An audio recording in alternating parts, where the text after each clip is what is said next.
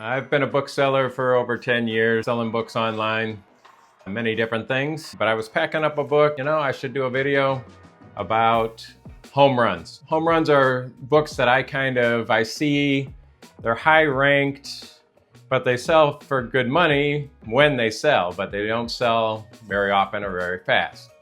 And why I call them home runs is because in baseball, you may go to a game, 2 games, 3 games, and not see a home run, or watch it on TV and not see a home run. Someone might hit 2 or 3 home runs. So it's not the most likely thing to happen, but it can happen. And when it does happen, it makes a big impact on the game, right? Same thing with your book selling. If you pick up a book for $2 and it's ranked 2 million, most other booksellers will just go right past it, because they don't want to wait, they don't want to take the chance, and maybe they don't have the place to store a bunch of books that are home runs that may or may not sell. But me, I like to gamble on that. I like to take that chance. I got plenty of room for storage, so I buy those books quite often. And I always enjoy the fact that someday one of those books may hit and I might sell that book. Yesterday I sold one of those books. I already packed it, was getting ready to ship it because it's paid for 2nd-day shipping. They want it fast. But I just ripped it out of the package to do this home run video to show you one of these home runs that I picked up. So this one here, The Art of Trigger, the Automation Studio Space Patrol number 9.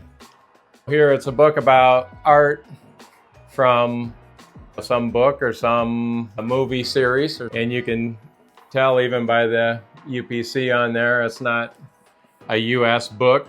Anime is a big thing, so you never know what's going to happen with it. I saw that there was only 2 or 3 listed. Thought it looked like an interesting book, and probably not a book that they made a lot of copies of. I figured, well, what the heck, I'll buy it. It was like $1.50 or $2. I'll take a chance on that home run. And yesterday it came through. It sold for $129, and they paid an extra $12 to get a fast ship on it. A total of $150 after tax for this little book that I took a chance on. I actually looked it up after I sold it to see if there was any still listed, because when I listed this there was 2 listings, and then I put the 3rd listing up. And this was the last one to sell. So right now there's none of these available.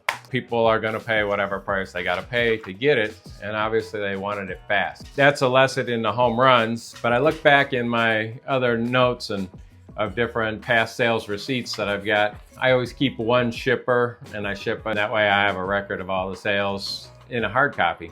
Another one that sold recently, within the last 30 days, is this book here, and that's Zoroastrianism in Antiquity and Constant. Found it for $2 or $3. It was cheap. It ended up selling for $199, and after tax shipping, $228. There's another one, you can see it. It's the Theologies of the Eucharists in the early scholastic period. And what a long shot they are to sell, but when they sell, it's great. $113, $120 after tax. So, I mean, now the last one I'm going to show you is a book about aluminum. Got this one here.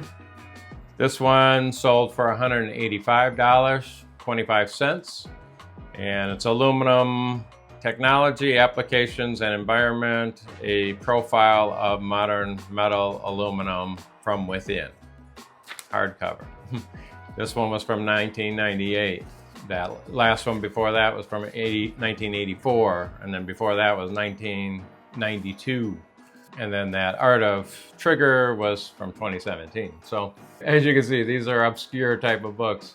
When you find them and they have a high price, only a few of them available, it's definitely worth taking a chance on it when you're paying $2 to $3 per book, and it can return you $100 to $200. My advice to you is don't skip on those books. Grab a couple of them. Who knows? Maybe you'll hit a home run and you'll make some good money. Little tip on selling some of these high-ranked books that everybody else passes up. Thanks for watching.